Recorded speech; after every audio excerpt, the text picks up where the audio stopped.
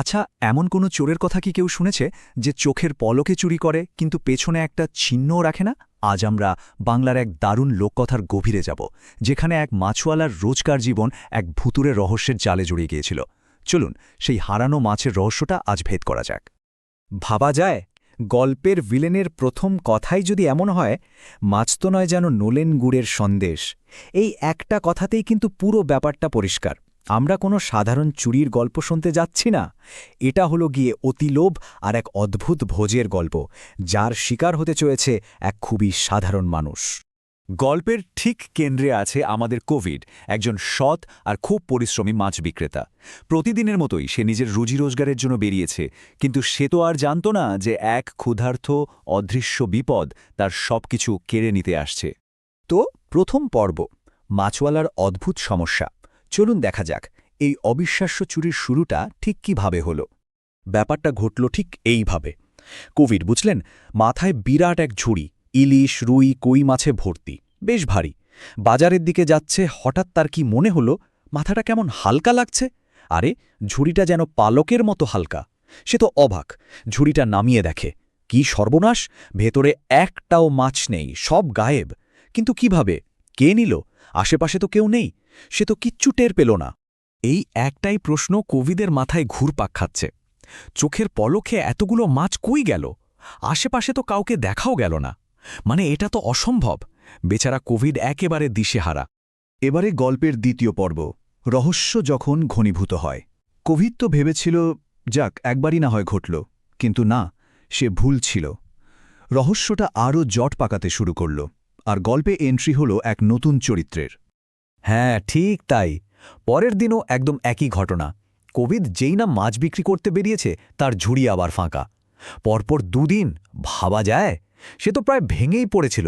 আরে বাবা, এটা তো কোনো সাধারণ চুরি না, এ তো তার রুজি রোজগারের উপর সরাসরি হামলা। আর ঠিক এই সময়েই কোভিদের বউ রীতা ব্যাপারটা নিজের হাতে তুলে নিল। সে ঝুড়িটা ভালো করে দেখতে গিয়ে দেখল, আরে, ভেতরে তো শুধু মাছের কাঁটা পড়ে আছে। তার মাথায় তখন একটা খটকা লাগলো। আচ্ছা, চোর যদি মাছগুলো নিয়েই যেত, তাহলে কাঁটা ফেলে যাবে কেন? তার মানে চোরটা ওখানেই দাঁড়িয়ে মাছগুলো খাচ্ছে, তাও আবার কাঁচা। না না না, এ কোনো সাধারণ চোর হতেই পারে না। এবার তৃতীয় পর্ব, ভুতুরে চোরের পরিচয়। দেখা যাক রীতার তদন্ত কি সেই অদৃশ্য শত্রুর আসল রূপটা সামনে আনতে পারবে। রীতা তখন একটা প্ল্যান করল, ঠিক করল পরদিন সে লুকিয়ে লুকিয়ে কোভিদের পিছু নেবে, একটু দূর থেকে, আড়াল থেকে দেখবে ব্যাপারটা আসলে কি ঘটছে। প্ল্যানটা দেখতে শুনতে খুব সাধারণ, কিন্তু এর ফল হল যাকে বলে অসাধারণ। আর রীতা যা দেখল সেটা তার কল্পনার বাইরে। সে দেখল কোভিদ যেই না একটা তেঁতুল গাছের নিচ দিয়ে যাচ্ছে, ঠিক তখনই গাছের মগডাল থেকে একটা শাকচুন্নি নেমে এলো, আর চোখের পলকে ঝুড়ি থেকে সব মাছ তুলে মুখে পুরে দিল। তাহলে এই ছিল চোর। অবশেষে পরিচয় জানা গেল, এ কোনো মানুষ নয়, এ এক ক্ষুধার্ত অতৃপ্ত ভূত। চলে এলাম চতুর্থ পর্বে, সাধু বাবার মোক্ষম চাল। তো শত্রুকে সেটা তো জানা গেল, কিন্তু আসল সমস্যা হলো এই শত্রুর সাথে লড়বেটাকে কিভাবে। এইটাই তো ছিল ওদের সামনে সবচেয়ে বড় চ্যালেঞ্জ।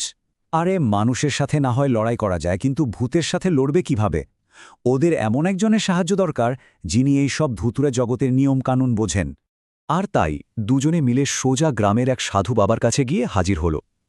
পুরনো দিনের গল্পে যেমনটা হয় আর কি, এই রকম অদ্ভুত সমস্যার সমাধানের জন্য সাধু সন্ন্যাসীরাই তো শেষ ভরসা। সাধু বাবা সবটা শুনলেন, তারপর একটা দারুণ বুদ্ধি দিলেন। বুদ্ধিটা হলো ভূতের দুর্বলতাকেই কাজে লাগাতে হবে। তিনি বললেন, ওই শাকচুন্নির লোভটাই হলো ওর সবচেয়ে বড় দুর্বলতা।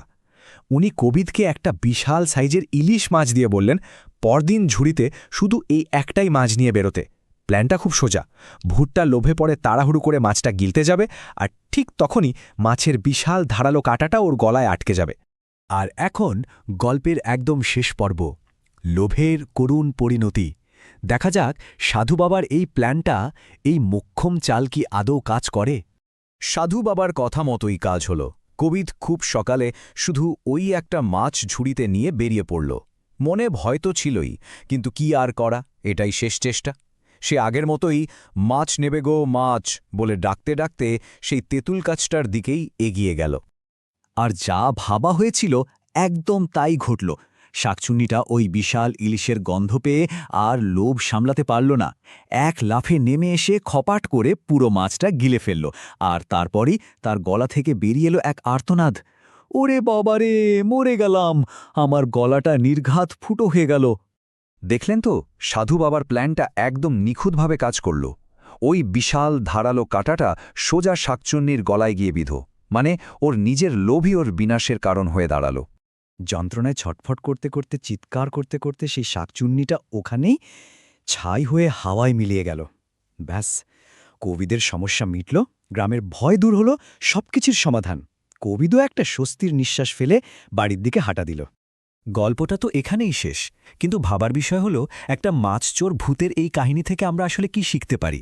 এটা কি শুধুই একটা ভূতের গল্প, নাকি এর ভেতরে আরও গভীর কোনো মানে লুকিয়ে আছে? যেমন ধরুন, অনেক সময় শক্তি দিয়ে যা হয় না, তা কিন্তু সামান্য বুদ্ধি আর কৌশল দিয়ে হয়ে যায়। আর হয়তো সবচেয়ে বড় শিক্ষাটা হলো, অতিরিক্ত লোভ কিন্তু সব সময় পতনের কারণ হয়। ব্যাপারটা কিন্তু ভেবে দেখার মতো, তাই না?